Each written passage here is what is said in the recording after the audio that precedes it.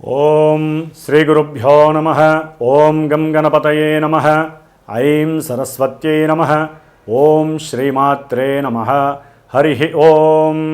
జపాకుసుమ సంకాశం కాశ్యపేయం మహాద్యుతిం తమోరిం సర్వపాపజ్ఞం ప్రణతోస్మి దివాకరం.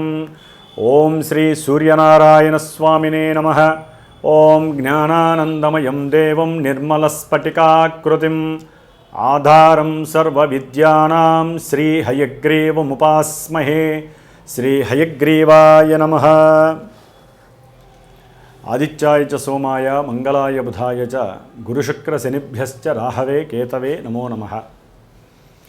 వీక్షిస్తున్నటువంటి ప్రేక్షకులందరికీ కూడా సూర్యాది నవగ్రహాల యొక్క అనుగ్రహము కలిగి అందరికీ కూడా ఆయురారోగ్య అష్ట ఐశ్వర్యములు కలగాలని అనుకున్నటువంటి మన ప్రాప్తి అంటే మనస్సంకల్ప ప్రాప్తి లభించాలని కోరుకుంటూ మరి ఈ నవంబర్ మాసంలో నవంబర్ 16వ తేదీన సూర్యభగవానుడు గ్రహాలకి అధిపతి, సమస్త జీవులకి కూడా ఆరోగ్యాన్ని జీవాన్ని ఇచ్చేటటువంటి ఆ సూర్యుని యొక్క సంక్రమణం ఈ నెల నవంబర్ 16వ తేదీన నీచస్థితి రాశి అయినటువంటి తులారాశి నుంచి మిత్రరాశి అయినటువంటి ద్వాదశ రాశుల్లో అష్టమ రాశి అయినటువంటి కుజక్షేత్రములో అనగా వృశ్చిక రాశిలో రవి తన యొక్క సంచారాన్ని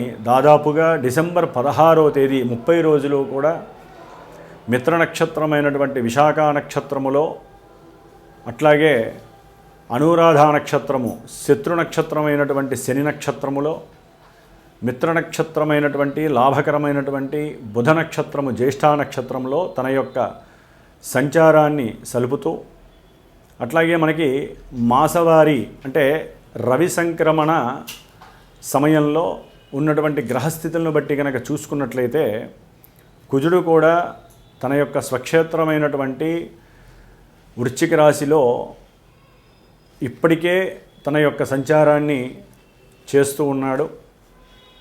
అట్లాగే బుధుడు తులారాశిలో వక్రగతిని పొంది దాదాపుగా ఈ బుధగ్రహము నవంబర్ 10వ తేదీ నుండి నవంబర్ 23 వరకు కూడా వృశ్చిక రాశిలో వక్రత్వాన్ని పొంది సంచారం చేస్తూ నవంబర్ 29వ తేదీన డైరెక్ట్గా మళ్ళీ ప్రయాణాన్ని చేస్తూ ఉంటాడు. డిసెంబరు 6న మళ్ళీ వృశ్చిక రాశిలోకి వస్తాడు. అంటే ఈ బుధగ్రహము అనేటటువంటిది స్థానంలో ఆరోగ్యకారకుడైనటువంటి సంతానానికి, లలిత కళలకి, అట్లాగే గవర్నమెంట్ వ్యవస్థలకి సంబంధించినటువంటి అధికారులకి సంబంధించి, అట్లాగే అధికారులందరికీ అధికారాన్ని చేజిక్కించుకున్నటువంటి లీడర్స్కి అంటే పెద్ద పెద్దవాళ్ళు, అది ఎమ్మెల్యేలు కావచ్చు, ఎంపీలు కావచ్చు, సీఎంలు కావచ్చు, పిఎంలు కావచ్చు, ఎవరికైనా సరే కొంత ఈ రాశిలో ఆ సూర్యుడు మరి అనురాధ నక్షత్రంలోకి వచ్చినప్పుడు ఒక 15 రోజుల పాటు దాదాపుగా ఒక 20వ తేదీ నుండి 5వ తేదీ వరకు కూడా కొంత ఇబ్బందులు తారసపడే అవకాశం ఉంటుంది. గురువు యొక్క దృష్టి వలన కొంత కంట్రోలింగ్ పరిస్థితి ఉంటుంది. ఏదేమైనప్పటికీ పెద్ద గ్రహాలైనటువంటి గురుడు, శని, అట్లాగే రవి, కుజులు వీళ్ళందరూ మరి ఆ జలతత్వ రాశిలో ఉండటం అనేది కొంత ఇబ్బందికరమైనటువంటి పరిస్థితులు కలుగుతాయి. గవర్నమెంట్లో ఒక రాష్ట్రానికి సంబంధించిన గవర్నమెంటు, ఇంకొక రాష్ట్రానికి సంబంధించినటువంటి గవర్నమెంట్కి సంబంధించి జల విద్యుత్తుకి సంబంధించినటువంటి నీటికి సంబంధించినటువంటి వ్యవహారాలలో కొన్ని ఇబ్బందులు సెంటర్కి తలకాయ నొప్పిగా మారే అవకాశం ఉంటుంది. ముఖ్యంగా ఈ రవిగ్రహ మార్పు అనేటటువంటిది ద్వాదశ రాశుల వారికి ఏ విధంగా ఉంటుంది, అట్లాగే కొన్ని రాశుల వారికి రాహుగ్రహ ప్రభావము, ఏలినాడి శని ప్రభావము, ఆరోగ్యకారకమైనటువంటి రవిగ్రహ ప్రభావము, ప్రమాదాలని సూచించి ప్రమాదాలని చేసేటటువంటి కుజగ్రహ ప్రభావము, ఈ విధంగా ఈ గ్రహాల యొక్క దోష పరిహారార్థమై మరి మా యొక్క శ్రీమాత జ్యోతిషాలయ పీఠంలో ఈ నెల కార్తీక మాసంలో 12వ తేదీ 13వ తేదీ కాశీక్షేత్రంలో గంగానది తీరంలో కూర్చొని శతలింగార్చన 108 మృత్తిక అంటే పుట్టమన్నతో చేసినటువంటి మృత్తికా లింగాలకి శతలింగార్చన కార్యక్రమము చేసి పంచముఖి రుద్రాక్షకి కూడా అక్కడ అభిషేకం చేసి ఎవరైతే వారి యొక్క శని దోషాలు పోయి ధనప్రాప్తి కోసము, అట్లాగే కొన్ని గండాలని ఇబ్బందుల్ని తొలగించుకోవడానికి పరమేశ్వరుడు యొక్క అనుగ్రహము, కాశీ విశ్వేశ్వరుడు యొక్క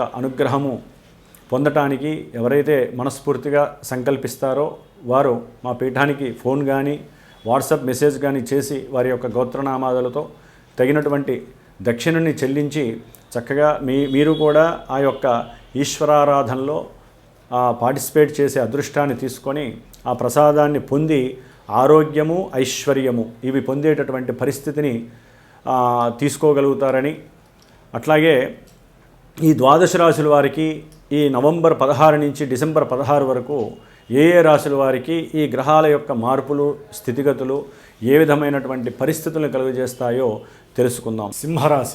సింహరాశి వారికి ఈ నవంబర్ మాసము 16వ తేదీ నుండి డిసెంబర్ 16వ తేదీ వరకు కూడా రాస్యాధిపతి అయినటువంటి సూర్య భగవానుడు అంటే రవి 4వ స్థానంలో కుజగ్రహంతో, అంటే ఆల్రెడీ 4వ స్థానంలో స్వక్షేత్రంలో ఉన్నటువంటి కుజుడితో ఈ రవిగ్రహము వెళ్ళి కలవటం వలన విద్యార్థులకి సృజనాత్మక శక్తి, అట్లాగే మనోపరమైనటువంటి బుద్ధి వికాసత్వము తగ్గి గృహములో సరైనటువంటి సౌఖ్యము లేక సరైనటువంటి భోజన పదార్థములు భుజింపకుండా వచ్చేటటువంటి కొన్ని గర్భపరమైనటువంటి దోషాలు, ఉదర దోషాల వలన ఆరోగ్యము చెడిపోయి విద్యార్థులకి విద్యా ఆటంకాలు, భంగాలు కలిగే అవకాశము ఎక్కువగా ఉంది. కొన్ని రకములైనటువంటి అనారోగ్య సమస్యలు కూడా, మాతృ సంబంధిత పరమైనటువంటి ఇబ్బందులు కూడా కలుగజేస్తుంది సింహరాశి వారికి. అట్లాగే అన్నదమ్ముల మధ్య, తండ్రికి మీకు మధ్య గృహ సంబంధిత విషయాలు, అంటే పూర్వంలో తాత ముత్తాతలు కావచ్చు, అమ్మమ్మలు కావచ్చు, ఎవరైనా సరే ఈ యొక్క ఆస్తులన్నీ కూడా అందరికీ సరిసమానంగా రావాలి అని ఎవరైతే రాశారో ఆ యొక్క నకళ్ళని తారుమారు చేయటము, వాటికి డూప్లికేట్ సృష్టించి వారి పేరు మీద మాత్రమే రాయించుకోవటము, ఇలాంటి అంతర్గత వ్యవహారాలు చేయటం ద్వారా అది ఒక రకంగా చెప్పాలంటే మీ గృహంలో అమరికల్ని లోపత్వం సూచిస్తోంది. దాని ద్వారా తండ్రి లేదు, అక్కతమ్ముళ్ళు లేరు, అన్నదమ్ముళ్ళు లేరు అనేటటువంటి విషయంలో మీరు ముందడుగు వేసి అనవసరమైనటువంటి గొడవలు, తగాదాలు, కుటుంబ సౌఖ్యము తగ్గే పరిస్థితి, సరైనటువంటి సమయానుకూలమైనటువంటి భోజనం లేక అనారోగ్యము కూడా కలగడానికి ఎక్కువ అవకాశాలు ఉన్నాయి. 12వ స్థానంలో ఉన్నటువంటి గురువు వక్రించడం ద్వారా మీరు కొంత ఈ యొక్క దృష్టి రవికుజుల మీద పడటము అనేటటువంటిది కొంతవరకు మీకున్నటువంటి తెలివి, జ్ఞానాన్ని ఉపయోగించి ఆ ఆస్తిపాస్తుల యొక్క విషయంలో మీరు గవర్నమెంట్ దాకా వెళ్ళి పెద్ద వాళ్ళని, గవర్నమెంట్లో ఎవరైనా మీకు తెలిసినటువంటి అధికారులు కావచ్చు, పోలీసుల్లో మీకు తెలిసినటువంటి అధికారులు కావచ్చు, వాళ్ళ ద్వారా మీ యొక్క పనులని జాగ్రత్తగా మీకు రావాల్సినటువంటి ఆ యొక్క ధనాన్ని కానీ లేకపోతే మీకు రావాల్సినటువంటి ఆస్తిపాస్తుల విషయాలలో కొంతవరకు ప్రయత్నపూర్వకంగా కొంత డబ్బుని వెచ్చించైనా సరే వాటిని పొందటానికి ఎక్కువగా మీరు ప్రయత్నం చేస్తారు స్వయం కృషితో. అయితే సింహరాశి వారికి రాహుకేతువుల యొక్క ప్రభావము కాలసర్ప యోగ దోషాన్ని బాగా కలుగజేస్తోంది. దానికి తోడు ఆ యొక్క రాహువు ఈ నవంబర్ 23వ తేదీన సొంత నక్షత్రంలోకి రావడం ఇంకా బలం. శని యొక్క క్షేత్రంలో ఉండటం, ఆయన సప్తమాధిపతి అష్టమంలో ఉండటం వలన కొంత ఆర్థికంగా అంటే అప్పుల పరంగా, భార్య పరంగా, వ్యాపార పరంగా ధన నష్టాలని చూపిస్తోంది అష్టమ శని ప్రాబల్యము. ఎందుకంటే ఈ నెలాఖరులో వీరికి అష్టమ శని ప్రాబల్యము విపరీతమవుతోంది సింహరాశి వారికి. దాని ద్వారా ఎన్నో రకాలైనటువంటి మృత్యుదోషాలు, ఆకస్మికంగా జలగండాలు కావచ్చు, అట్లాగే దూర ప్రయాణాల వలన అలసట కావచ్చు, భార్యాభర్తల మధ్య ఎడబాటు కావచ్చు, లేకపోతే ఒక వ్యాపారాన్ని చేస్తూ ఆ వ్యాపారంలో ఉన్నట్టుండి ఆకస్మికంగా మీ మధ్య పొరపచ్చాలు చెదిరిపోయి లేనిపోని వ్యవస్థలో తేడాల వలన మీరు ఆర్థికంగా నష్టపోయి కుంగిపోయే పరిస్థితి కూడా సింహరాశి వారికి కనిపిస్తోంది. ముఖ్యంగా వీరికి గ్రహస్థితి గతుల్లో కాస్త శుక్రగ్రహము ఈ నెలాఖరు వరకు అనుకూలమైన పరిస్థితులు, మీరు అనుకున్నటువంటి సంకల్పాలు అంటే ఇష్టమున్నా లేకపోయినా ఎన్ని కష్టాలు ఎదురైనా సరే ఈ నవంబర్ నెలాఖరు వరకు కూడా భార్యాభర్తల మధ్య కొంత అన్యోన్యత కొనసాగే అవకాశం ఉంది. కానీ ఎప్పుడైతే శుక్రుడు సింహరాశి వారికి 4వ స్థానము అంటే కుజగ్రహంతో రవిగ్రహంతో కలిసి కుజక్షేత్రంలోకి వెళ్తాడో విద్యార్థులు అది హైగా చదువుకునే వాళ్ళు కావచ్చు, చిన్న చిన్న స్కూళ్ళల్లో చదివేవాళ్ళు కావచ్చు, వీళ్ళకి కాస్త అవసరం లేనటువంటి కొన్ని దోషాలు వీళ్ళని చదువుకి భంగాన్ని కలుగజేసే అవకాశాలు కలుగుతాయి. నేత్ర సంబంధిత దోషాలు కలుగుతాయి. వాటర్లో ఏదో ఎంజాయ్ చేద్దాం అనుకుంటే అది మిమ్మల్ని లేనిపోని సమస్యలకి కూడా గురి చేసే అవకాశం కలుగుతోంది. కాబట్టి ఎటు చూసిన సింహరాశి వారికి కాస్త ఈ నెల రోజుల్లో రవి కుజ బుధగ్రహము బుధగ్రహము వక్రించి అటు ఇటు ఉన్నప్పటికీ ఆర్థికంగా ధనలాభాదుల విషయంలో మీరు చేసేటటువంటి వ్యాపార క్రయ విక్రయాదుల్లో అంతగా మీకు నష్టమైతే కలగదు. కానీ ఆయన అటు ఇటు సంచరించడం ద్వారా కొన్ని ఫ్లక్చువేషన్స్ జరిగే అవకాశము, ప్రయాణాదులు కావచ్చు, లేకపోతే గృహంలో ఆ మాతృపరమైనటువంటి ఆనందము కొంచెం దూరము కావచ్చు. అట్లాగే మీరు మాట్లాడే మాట ఒక్కోసారి తిరస్కారం చెంది మీకు వచ్చేటటువంటి ధనలాభాదుల్లో కొంచెం తేడా కనిపించచ్చేమో. కానీ బుధగ్రహం ఒక్కటే మీకు అనుకూలంగా ఉంది.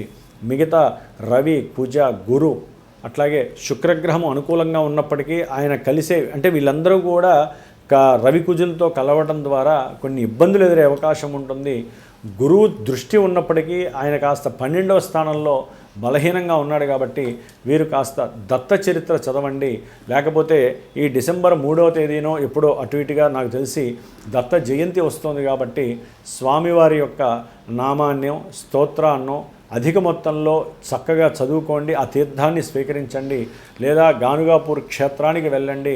ముఖ్యంగా అష్టమ శని దోషము, రాహుకేతువుల దోషము సింహరాశి వారికి ఉంది. కాబట్టి వీరు అనుకున్న ప్రయత్న కార్యాలలో విజయము, వ్యాపార అభివృద్ధి కలగటానికి, ముఖ్యంగా మృత్యుదోషాలు పోగొట్టుకోవడానికి, భార్యాభర్తల మధ్య వియోగ నివృత్తి కలగటానికి, అన్యోన్యత కలగటానికి, సత్సంతాన వృద్ధి కలగటానికి వీరు మా యొక్క శ్రీమాతా జ్యోతిషాలయ పీఠంలో ఈ నెల 12, 13వ తేదీన మరి స్వామివారికి కాశీ క్షేత్రంలో పుట్టమన్నతో చేసినటువంటి ఆ యొక్క మృతికాలింగాలు 108 లింగాలకి శతలింగార్చన కార్యక్రమం చేపడుతున్నాము. అట్లాగే ఈ నెలాఖరు 26వ తేదీన సుబ్రహ్మణ్య షష్ఠి వస్తుంది. కాబట్టి మరి ఈ యొక్క స్వామివారి యొక్క అనుగ్రహం కోసము శ్రీ వల్లీ దేవసేన సమేత సుబ్రహ్మణ్యేశ్వర స్వామికి కళ్యాణము ఆచరిస్తూ సుబ్రహ్మణ్యేశ్వర పాశుపత రుద్రహోమాన్ని కూడా ఆచరిస్తున్నాం. కాబట్టి ఎవరైనా సరే వివాహం కావాలనుకున్నటువంటి వారు, సంతానపరమైనటువంటి సమస్యలు ఎదుర్కొంటున్నటువంటి వారు, అది గర్భదోషాలు కావచ్చు, సంతానం పుట్టి మరణించిన వారు కావచ్చు, లేకపోతే సంతానపరంగా ఏదో రకమైనటువంటి క్లేశములు ఇబ్బందులు పడుతున్న వారు కావచ్చు, లేదా వివాహము వ్యవస్థలో ఎన్నో దోషాలతో ఇబ్బంది పడేవాళ్ళు కావచ్చు, కుజ దోషాలు కావచ్చు, ఇట్లా కుజ రాహుకేతు శనిగ్రహ దోషాలు అనుభవించేటటువంటి వారికి సింహరాశి వారు కూడా ఎక్కువగా ఇబ్బందులు పడుతున్నారు. కాబట్టి మీరు ఎవరైనా సరే పీఠానికి చక్కగా ఫోన్ చేయండి. ఈ కార్యక్రమాల్లో పాల్గొనే అవకాశం స్వీకరించండి. అటు పార్వతీ పరమేశ్వరుల యొక్క అనుగ్రహము, ఇటు సుబ్రహ్మణ్య అనుగ్రహం వలన మీకు సర్వదా రక్ష కలుగుగాక. ఓం నమో నారాయణాయ.